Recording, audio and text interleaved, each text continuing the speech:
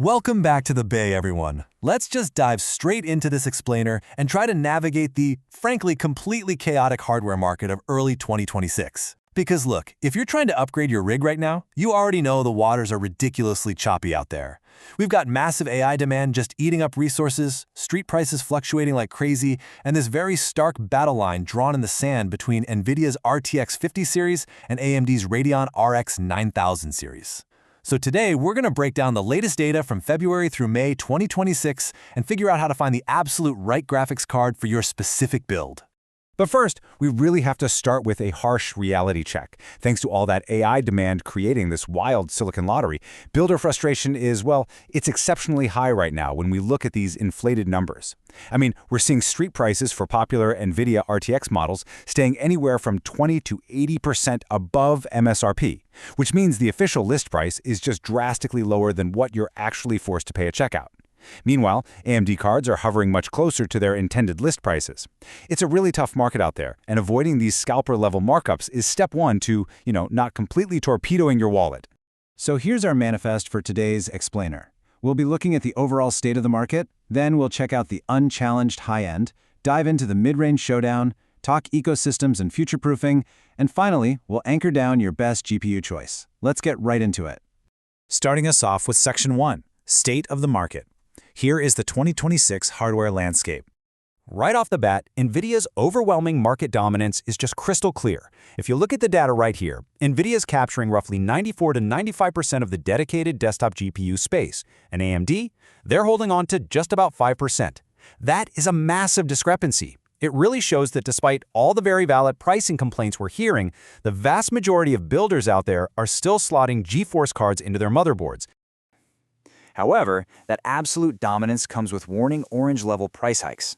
The reality of 2026 is that AI demand is literally eating up all the GDDR7 memory and precious silicon wafers. And because of this, NVIDIA cards are facing those massive street markups we just talked about. On the flip side, though, AMD, and honestly even Intel's Arc B series down in the ultra-budget tier, are quietly refining their value, their driver stability, and their game optimization. Keep in mind, there were no major desktop flagship launches in this window. Instead, the whole game right now is all about who is optimizing what they already have on the table. Moving on to Section 2.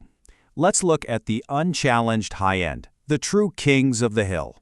157.6. That is the staggering average frames per second the RTX 5090 is pumping out at 1080p Ultra across a 14-game average. It sits totally unchallenged at the absolute top of the hierarchy, hitting 143 FPS at 1440p and well over 100 frames at native 4K. Honestly, when it comes to raw, unadulterated power, NVIDIA faces literally no real AMD rival in this tier for 2026. None. But man, let's look at the cost of that power. Both the 5090 and its younger sibling, the 5080, absolutely crush last generation's flagships. I mean, the 5090 offers a 30 to 68% 4K uplift over the 5080, and the 5080 itself is an absolute beast. 16 gigs of GDDR7 memory, a 360-watt TDP, which means it draws some serious power and heat, but it makes it incredible for 4K high-refresh gaming. But, you guys, they command severe premium pricing. The 5090 is carrying a $2,500 to $3,700 street price, and the 5080 sits at over $1,260. These are just eye-watering numbers that leave many everyday builders completely stranded on the docks. Which brings us to Section 3, the mid-range showdown. This is where the real battle actually happens. Because let's be real, this is where most of you are going to dock your builds, so let's pit the two heavyweights of this tier head-to-head. Over on the left, we've got the feature-rich RTX 5070 Ti, the quote-unquote ray tracing king, with 12 gigs of VRAM, currently sitting at a really inflated street price of around $1,069. Then, on the right, the high-value RX 9070 XT, our value in VRAM champion, packing 16 gigs of memory, but hovering around a much more palatable $769 street price.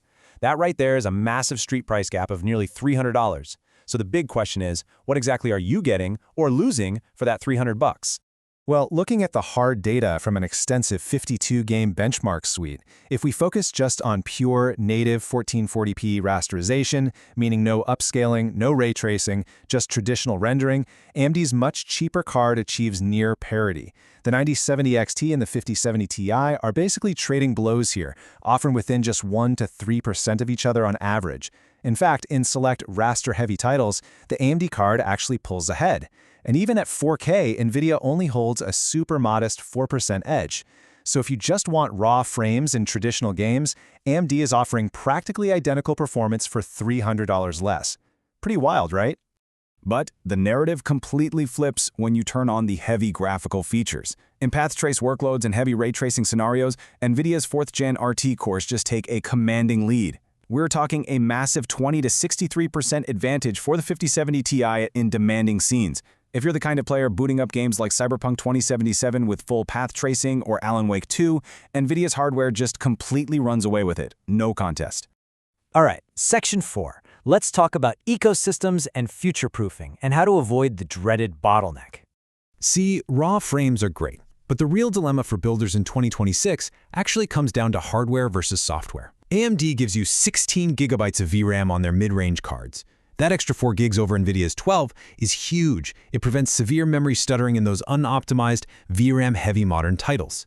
It's a massive point for the longevity of the card. However, NVIDIA's DLSS 4.5 with multi-frame generation remains the absolute gold standard for image upscaling. While AMD's FSR 4.1 is a huge step up for RDNA 4, NVIDIA still consistently wins the blind tests for image sharpness and artifact reduction. Throw in Reflex 2 for latency, and NVIDIA's software stack is just incredibly compelling, even if the hardware VRAM buffer is a bit stingy. And finally, Section 5. Your best GPU choice. Let's dock this build. So, piecing all this data together, here's what we're seeing for the best targets in 2026. If ray tracing, top-tier upscaling, and maximum visual fidelity are totally non-negotiable for you, you simply have to bite the bullet and pay the NVIDIA premium.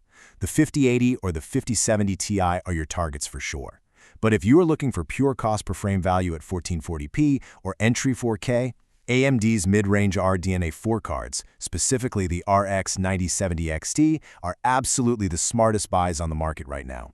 Now, for slightly lower budgets, the base RX 9070 is amazing for its 16 gigs of VRAM, while the RTX 5060 is solid for pure 1080p, though honestly, that 8GB buffer is a real future-proofing risk. And if you are really scraping the ultra-budget barrel, Intel's Arc B580 is actually a viable option, provided you can handle a few driver quirks here and there. Really, the biggest takeaway from navigating this current climate is to just not pay scalper premiums blindly, to safely navigate these volatile street markups, and to dive deeper into specific game benchmarks to see exactly how your favorite titles run. Use bestgpusforgaming.com as your trusted lighthouse. Seriously, check those daily prices there before you ever hit checkout. So I'll leave you with this final thought to ponder for your own rig. Are best-in-class software features and premium ray tracing worth a 40% markup? Or is raw, high VRAM rasterization the real king of longevity? You've got to evaluate your own target resolution, your specific budget, and the actual games you play against that question. Until next time, keep it cool and keep building.